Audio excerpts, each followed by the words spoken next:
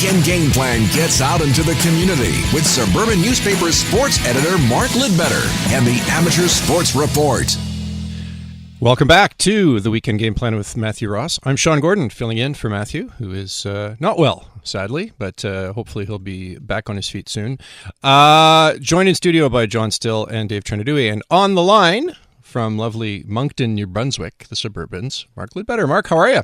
Very good. Nice to talk with you, Sean. Well, it's very, and likewise. This is great. We last saw each other in Laval, if I'm not mistaken. So there you go, right, at the Rocket thing. So I think the first thing that you wanted to talk to us about was Dodge Cup, Midget AAA, right. Or not Midget AAA, Pee Wee AAA. Well, all the AA and AAA squads had the Dodge Cup last weekend out in the Richelieu region, and on Easter Sunday, the Laval Patriots Pee Wee AAA squad became the best in the province following a 2-1 victory over the Lac St. Louis Grenadiers. And the game featured a goaltending duel between the Pat Samuel Carrera-Spata and Mathis Langevin of the Grenadiers, as the duo held the shooters at bay as play entered the third period. But William Cassette converted a pass from Michael Pasapiros to give Laval a 1-0 edge at 2:59. But Lac St. Louis replied a mere 37 seconds from the resumption of play as Justin Poirier nodded the score. Then Maverick Top Gun Brunet combined with Francesco Pulis and Vincenzo Di Rocca 2 minutes later, which ended up being standing as the game-winning tally. Now, Hockey Laval also earned Dodge Cup silver following the performance of the Midget AA Laval Senators that ended with a 4-1 loss to the Drummondville Voltigeurs. And Laval Simon Lefebvre provided the shutout buster with an unassisted goal at 19:46 of the third, so just before the game ended. The silver taken by the Lac St. Louis Grenadiers in the Pee Wee AAA final was added to the gold by the Pee Wee AAA Relève Lac St. Louis Arsenal, and a silver earned by the St. Laurent Phoenix in junior AA play. The Arsenal closed out a superb season as the Hockey Quebec Dodge Cup provincial champs following a 2-0 win over the Mille-Îles-Seigneurs.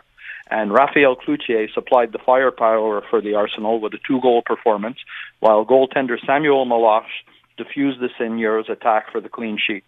And in the junior AA tilt, St. Laurent was edged 2-1 by the Bellechasse-LaFontaine. St. Laurent's Luca Piccolo tied up the match to 3:25 into the third, but with 45 seconds remaining in regulation, Bellechasse-LaFontaine struck for the game-winning goal. But still a hard-fought and much-deserved silver for St. Laurent.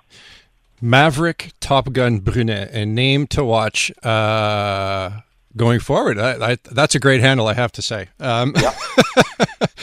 You also wanted to talk about Abbott Athletics. Yeah, and for the 45th year at the Islanders Awards Night, the Jeff Mills Memorial Cup was presented, recognizing the on- and off-field leadership of the graduating student-athlete. And Haley Burns, who is a third-year captain of the Islanders women's hockey team, who owns 63 career points, is a two-time RSEQ All-Star, was also Jack's top female rookie in 2016-2017, was this year's winner. Now, Haley's also a minor hockey coach, and she is a mentor to her teammates. This fall, she's going to be moving on to the University of Vermont, the Catamounts, on a full scholarship. Now, the top academic athlete was Richard Fatou, and he's studying in honor sciences with a current average of 95.25% and has been accepted to McGill. Now, Richard was captain of the swim team this year, and he was also a member of the John Abbott College Synchro Club. Golfer Emily Romansou earned outstanding performance by a female athlete and Female Athlete Rookie of the Year awards, a rare double. Now, the dual honors are based on her being the RSEQ Provincial Golf Individual Champion and the CCAA National Champion.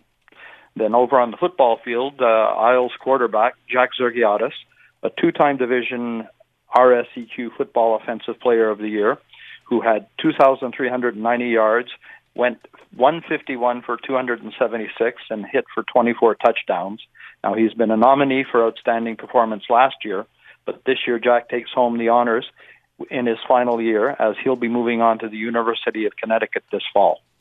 And this weekend in Boucherville on the South Shore, there's kind of a neat event happening. Do you want to tell us about that as well? Yeah, the Canadian Wheelchair Curling Championships have rolled into Boucherville with an expanded field of 14 teams. And the games got underway yesterday at Curling de Boucherville. Now, with an eye on increasing participation in the Paralympic discipline from coast to coast, some provinces and territories are going to be sending 2 entries to the meet. 10 provincial champions will be competing, along with a host Quebec team, and then the entries from the provinces that finished in the top 3 at the 2018 edition of the championships get to send along another squad. Now, this is the 16th edition of the Canadian Wheelchair Curling Championships, and it's going to be the 4th time in the past 6 years that the event takes place in Boucherville as part of the Défi Sportif Alter Ego Games, which are kicking off this weekend, and they're going to run all through next weekend. I'll be talking more about that with some results. The teams will play 6 round-robin games, with the top 3 teams in each pool advancing to the playoffs. If anybody wants to check out the championship matches, the semifinals are set for Tuesday at 7 p.m., while the gold and bronze medal games will take place Wednesday starting at noon over at Curling de Boucherville. Well, there you have it. Thank you so much, Mark, and have yourself a fine rest of the weekend in Atlantic Canada. May the weather smile upon you more than it is currently doing here, I have to say. Yeah, well, I think we're in the same weather pattern, but I think Wednesday night I'm going to have a busman's holiday, and I'm going to check out the Canadian Basketball League playoffs with the Halifax Hurricanes taking on the Moncton Magic. Well, that sounds like a capital idea. Fantastic.